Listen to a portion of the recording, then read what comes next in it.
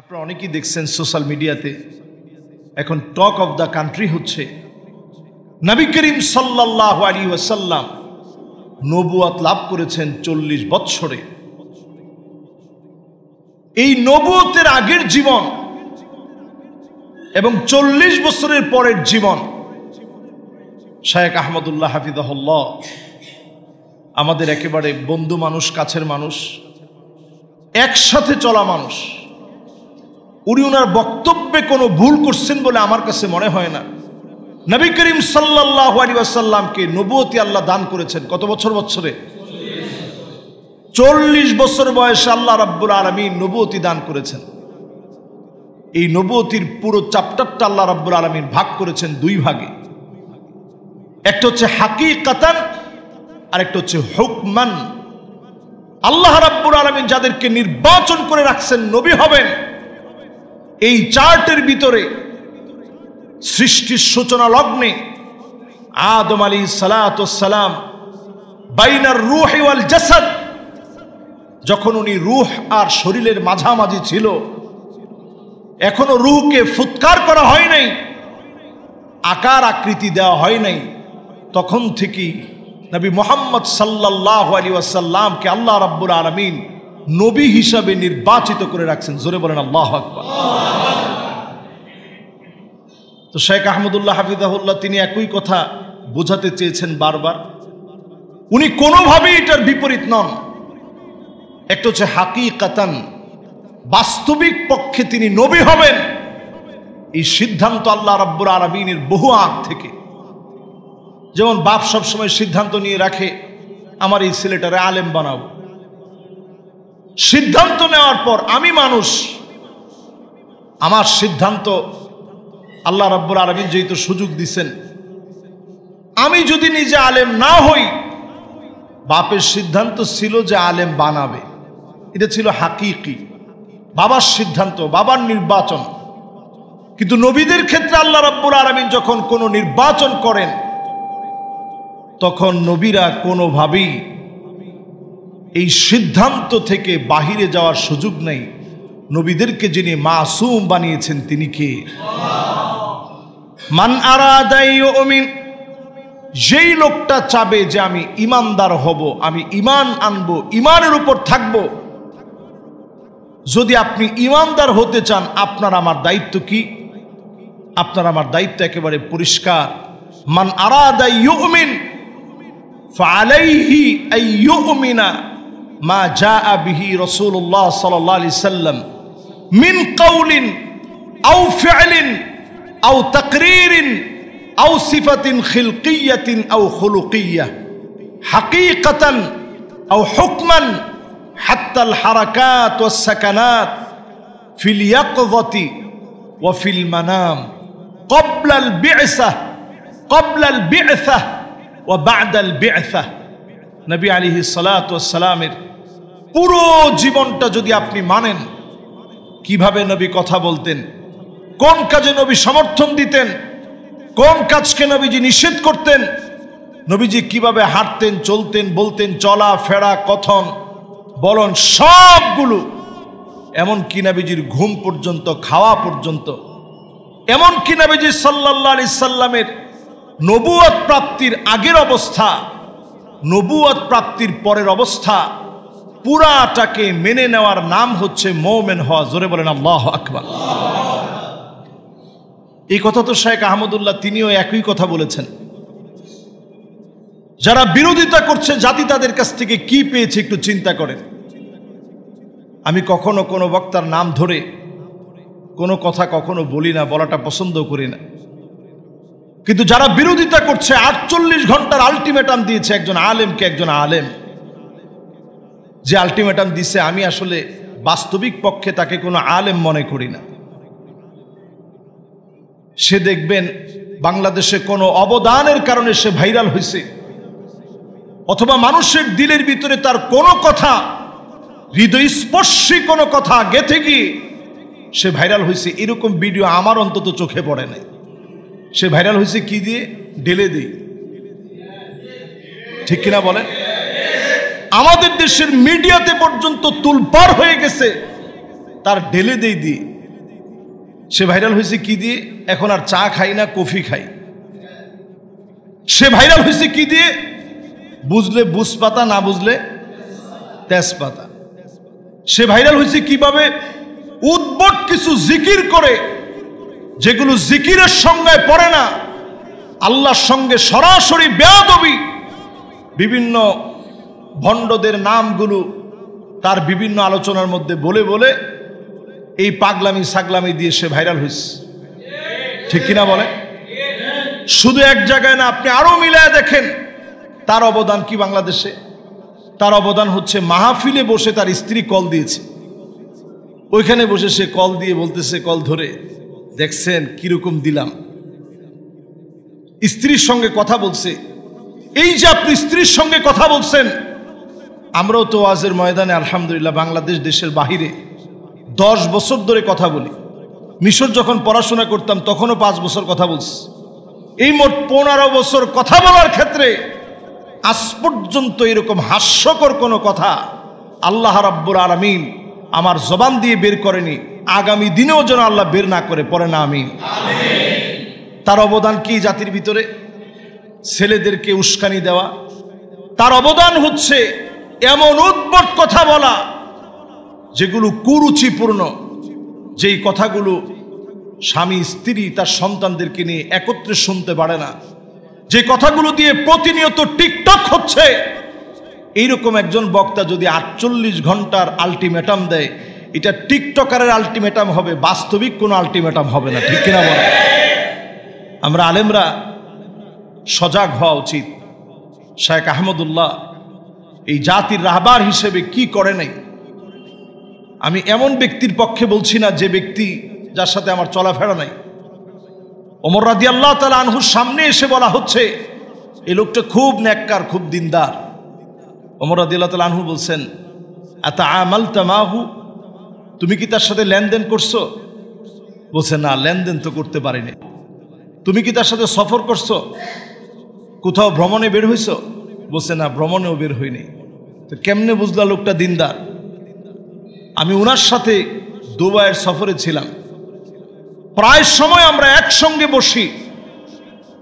আমি জেনে শুনে বলছি, দায়িত্ব নিয়ে বলছি, এদেশের লাখো মানুষের কর্মসংস্থানের ব্যবস্থা, স্বাবলম্বীকরণ প্রকল্পে লাখো মানুষের পাশে তিনি দাঁড়িয়েছেন। সাদকায়ে জারিয়া, আমাদের দেশের এই ক্লাইমেটের যে পরিবর্তন, তিনি বৃক্ষরোপণ কর্মসূচির মধ্য দিয়ে এ জাতির আবহাওয়া নিয়ে চিন্তা করেন, যাহার এই জাতি যদি কষ্টে পড়ে যায়। এদেশের মানুষ যখন বন্যার্থ হয়েছে, সিলেটে তিনি ছুটে গিয়েছেন, সাতকানিয়াতে তিনি ছুটে গিয়েছেন দায়িত্ব নিয়ে। সমস্ত মিডিয়াগুলো সেগুলো ক্যাপচার করেছে, আপনারা দেখেছেন নিশ্চয়ই। এরকম একজন দায়িত্বশীল গুরুগম্ভীর একজন আলেম, আলিমুন মুস্তামিলুন ইলমাহু, যিনি তার এলেমকে কাজে লাগায় বলে আমি মনে করি যে আলেমের কাছ থেকে অনেক কিছু শেখা যায়। যুগ জামানা পাল্টে দিতে চাই না অনেকজন, এক আলেমে আনতে পারে জাতির জাগরণ। ঠিক কিনা বলে? এরকম জাগরণ সৃষ্টিকারী একজন আলেম। আমি খুব চিন্তা করতেছিলাম যে আমাদের দেশে এই 2 কোটি মানুষের বসবাস ঢাকা সিটিতে।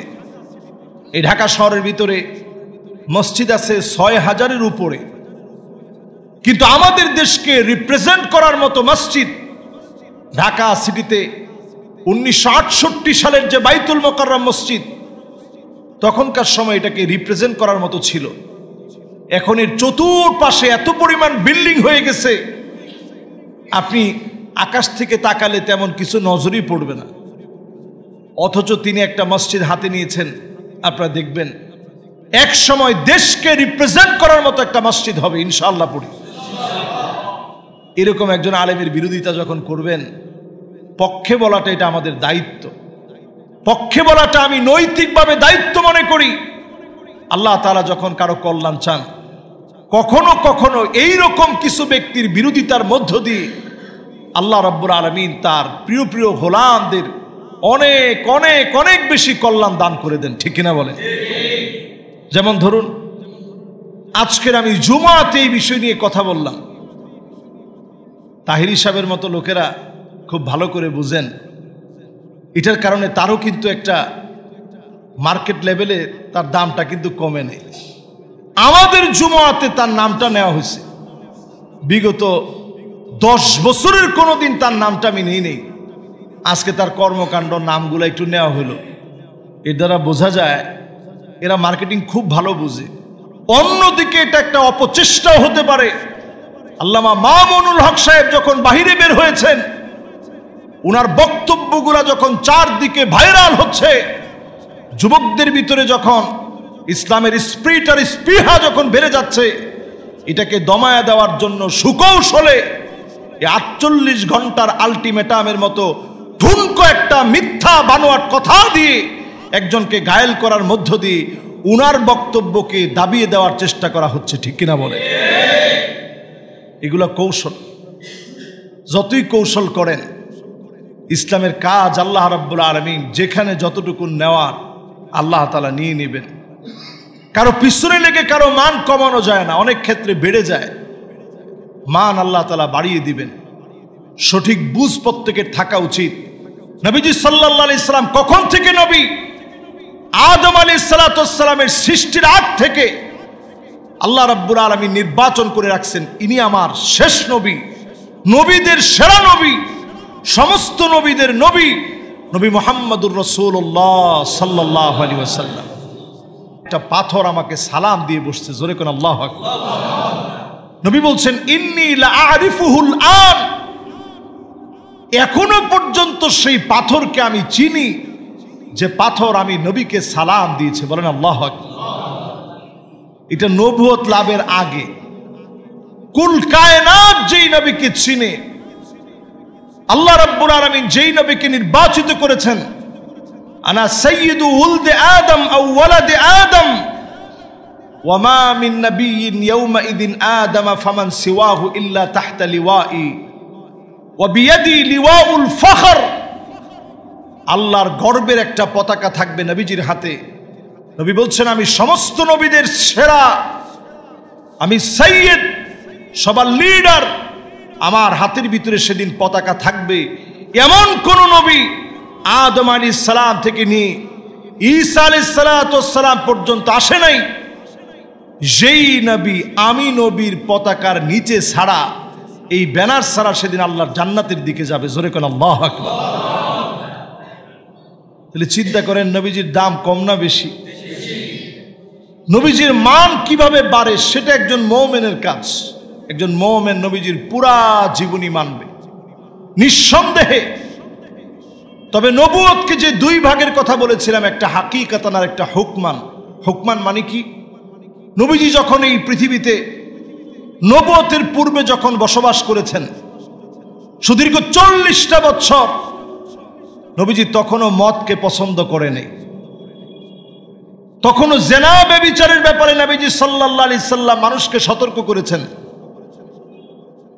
কাবার পাথর কিভাবে স্থাপন করবে, হাজরে আসওয়াদ, যুগের পর যুগ ধরে মারামারি চলছে। নবীজি সাল্লাল্লাহু আলাইহি ওয়াসাল্লাম হিলফুল ফুজুল সংগঠন করে আত্মমানবতার সেবায় দ্বন্দ্ব নিরসনে কাজ করেছেন। কিন্তু মদ নিষিদ্ধকরণ, বিভিন্ন আহকাম, কোন কাজটা নিষিদ্ধ, এটার জন্য একটা শরীয়তের প্রয়োজন। এই শরীয়ত নবীজির উপরে অর্পিত হয়েছে ওহির মধ্য দিয়ে। নিষেধাজ্ঞা আল্লাহ রাব্বুল আলামিন জারি করছেন, কোনটা নিষেধ, কোনটা করবেন, কোনটা হালাল, কোনটা হারাম, এটা 40 বছর বয়সে আল্লাহ রাব্বুল আলামিন দান করছেন। এর আগে যদিও নবীজি বারবার নবীজি সাল্লাল্লাহু আলাইহি সাল্লামের সজাত প্রবৃত্তি থেকে হেরা গুহায় গিয়ে ধ্যানমগ্ন থাকতেন, মানুষকে নিয়ে ভাবতেন, মানুষকে বোঝাতেন। পরিপূর্ণতা আল্লাহ রাব্বুল আলামিন দান করছেন কোরআনুল কারীমকে নাজিল করে দিয়ে। জোরে বলেন আল্লাহু আকবার। কথা কি আপনাদের সবার কাছে পরিষ্কার? তাহলে এই বিষয় নিয়ে আর কি কোনো সমালোচনার দরকার আছে? শেখ আহমদুল্লাহ হাফিজাহুল্লাহ যে কথা বলছেন, এই কথার সঙ্গে আমি কোনো কথার দ্বিমত দেখি না। তিনি তো এরকম বলেন নাই, নবীজির জীবনের 40 বছরের পরের গুলা তোমরা আলোচনা করো, আগের সব তোমরা বাদ দিয়ে দাও। আগের সেই নবীজির 40 বছরের আগের কোনো ইতিহাস বলা দরকার নেই, সেগুলো চর্চা করা দরকার নেই, সেগুলো আমলে আনা দরকার নেই। এমন কোন একটা কথা তিনি বলেন নাই। তিনি যা বলছেন, ইবনে আব্বাস রাদিয়াল্লাহু তাআলা আনহুর হাদিস তা বলছে, নবী সাল্লাল্লাহু আলাইহি সাল্লাম নিজেও হাদিসের মধ্যে তা বলছেন। সব জায়গায় প্রমাণিত সত্য। 40 বছর আল্লাহ ওহী নাজিল করছেন, 13 বছর তিনি মক্কায় কাটালেন, 10 বছর তিনি মদিনায় কাটালেন, 63 বছরের জিন্দেগি পার করলেন, নবুয়তের পুরো দায়িত্ব পালন করলেন। উম্মতের জন্য শ্রেষ্ঠ নিদর্শন কোরআন আর সুন্নাহ তিনি রেখে গেলেন। পড়েন আল্লাহু আকবার। আমাদের কাজ কি? এই কোরআন আর সুন্নাহ নিয়ে থাকা। আল্লাহ যেন আমাদেরকে তৌফিক দান করেন। পড়েন আমিন। সম্মানিত মুসল্লিয়ানে কেরাম, আমাদের দেশে দেখবেন অনেক সময়, এই কিছুদিন আগেই ইঁদুর, বন্যা, বিভিন্ন কিছুকে কেন্দ্র করে দিনাজপুরের একটা ঘটনা আপনারা হয়েছে, আপনারা জানেন। এগুলোকে কেন্দ্র করে অনেক সময় বলা হয় দেশের ভিতরে প্রাকৃতিক এই দুর্যোগ আসতে পারে। আসলে সমস্ত দুর্যোগ সম্পর্কে একমাত্র জানেন কে? আল্লাহ। আল্লাহ সুবহানাহু ওয়া তাআলা। সমস্ত দুর্যোগের পিছনে আমার আপনার শুধু হাতের কামায় পাপগুলোর কারণে আল্লাহ দুর্যোগ দিচ্ছেন। আজ আমার দিকে তাকায় দেখেন কি পরিমাণ অন্যায় আমরা করছি। এই অন্যায়ের কারণে সব আযাব আর গজবগুলো আসছে। এই আযাব আর গজব থেকে যদি বাঁচতে চাই, আমার আপনার কাজ হচ্ছে আল্লাহ পাকের কাছে বেশি বেশি এই সময়ে 5টা কাজকে সঙ্গী বানায় নেওয়া। অন্যায় থেকে বাঁচতে, নিজেকে আল্লাহর ওলি বানাতে, আল্লাহর আযাব গজব থেকে বাঁচতে 5টা কাজকে সঙ্গী বানায় নেন। 1 নাম্বার, অধিক পরিমাণে ইস্তেগফার পড়েন। অধিক পরিমাণে ইস্তেগফার পড়েন। ফাকুলতু ইস্তাগফিরু রাব্বাকুম ইন্নাহু কানা গফফারা।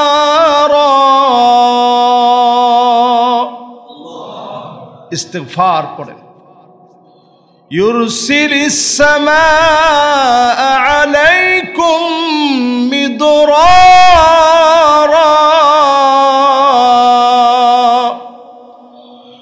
ويمددكم بأموال وبنين।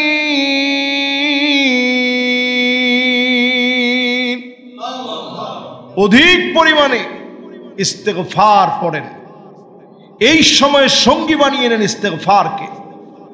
আল্লাহ আপনাকে বৃষ্টি দিবে, আপনার আল্লাহ রাব্বুল আলামিন আপনাকে রিজিকের ভিতরে বরকত দিবে। আল্লাহ রাব্বুল আলামিন আপনাকে, আমাকে, সকলকে, যার যেটা অভাব আছে, সন্তান সন্ততি হয় না, আল্লাহ তাআলা সন্তান সন্ততি দান করবে। যত প্রয়োজন আপনি বেশি বেশি ইস্তেগফার পড়েন। হাদিসের মধ্যে আসছে, মান লাজিমাল ইস্তিগফার জাআলাল্লাহু লাহু মিন কুল্লি দাইকিন মাখরাজা। যত রকমের বিপদ চারদিক থেকে আসছে, বিপদের সব রাস্তাগুলা ইস্তেগফারের দ্বারা আল্লাহ তাআলা বন্ধ করে দেন। সুবহানাল্লাহ। ইস্তেগফার পড়ার চেষ্টা করেন। খুব কঠিন না। জবানটাকে ইস্তেগফার দিয়ে ভিজিয়ে রাখেন।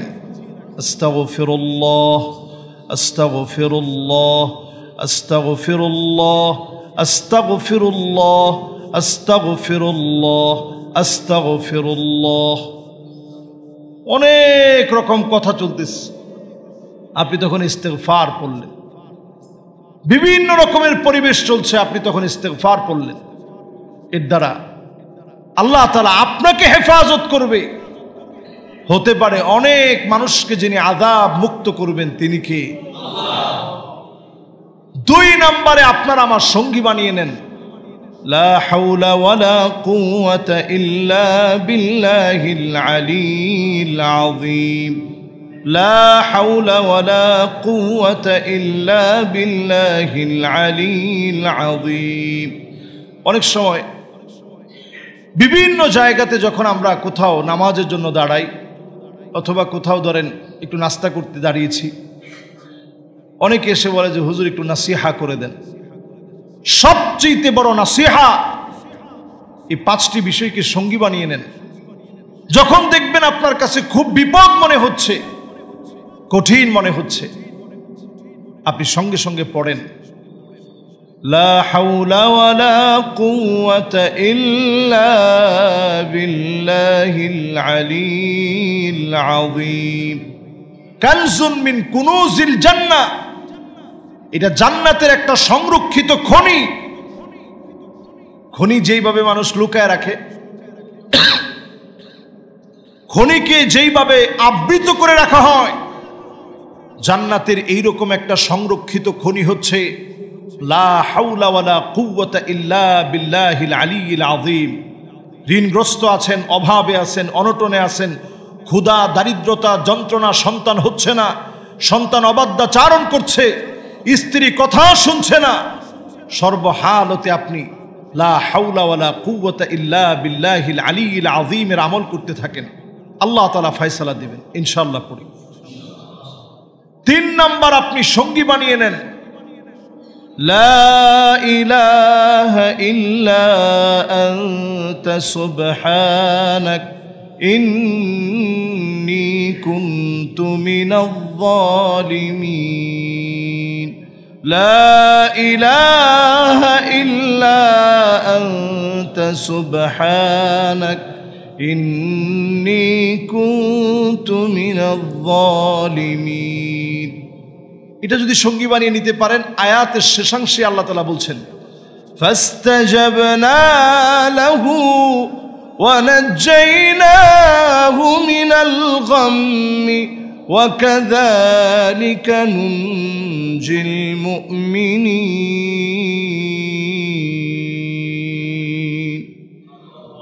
এইটা যদি আমলে আনতে পারি, মুমিনদেরকে আল্লাহ রাব্বুল আলামিন হেফাজত করবেন। আল্লাহ রাব্বুল আলামিন নিজ জিম্মায় মুমিনদের জন্য যথেষ্ট হবেন। আপনি যদি নিজের মুমিন বানাতে পারেন, বিপদে মুসিবতের সময় যদি আপনি ইউনুস আলাইহিস সালাতু সালাম যেই দোয়াটা পড়ছিলেন, একদিকে এই দোয়ার ভিতরে তাওহীদের শিক্ষা, লা ইলাহা ইল্লা আন্ত। 2 নাম্বার সুবহানাক, আল্লাহর পবিত্রতা ঘোষণা করা।